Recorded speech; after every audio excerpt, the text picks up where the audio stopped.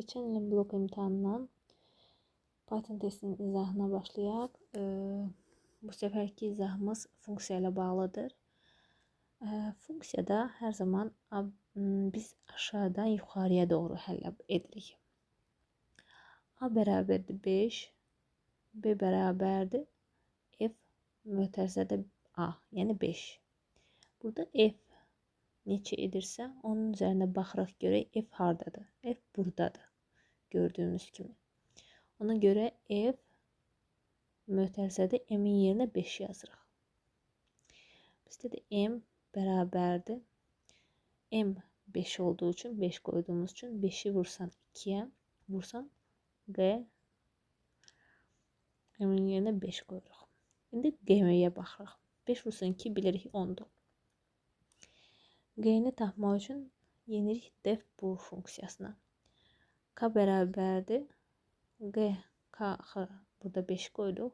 5 vursun 4 bərabərdir 20. G5 20 oldu. Bərabərdir 5 vursun 2 vursun 20 10 200 edir. Bu da 200 etdi.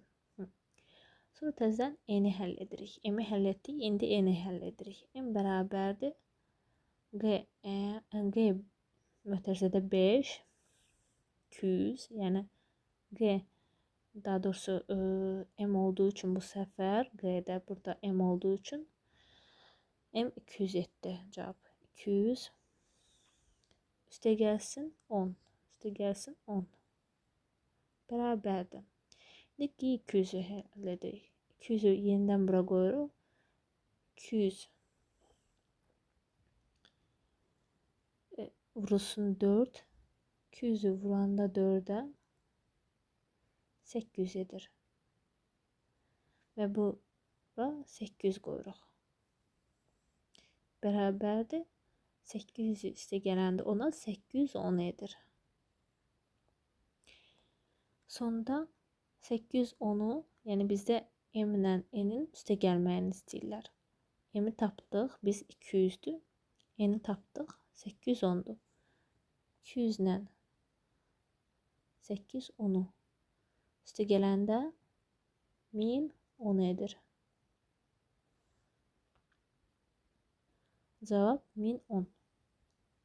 Cavab A-dır.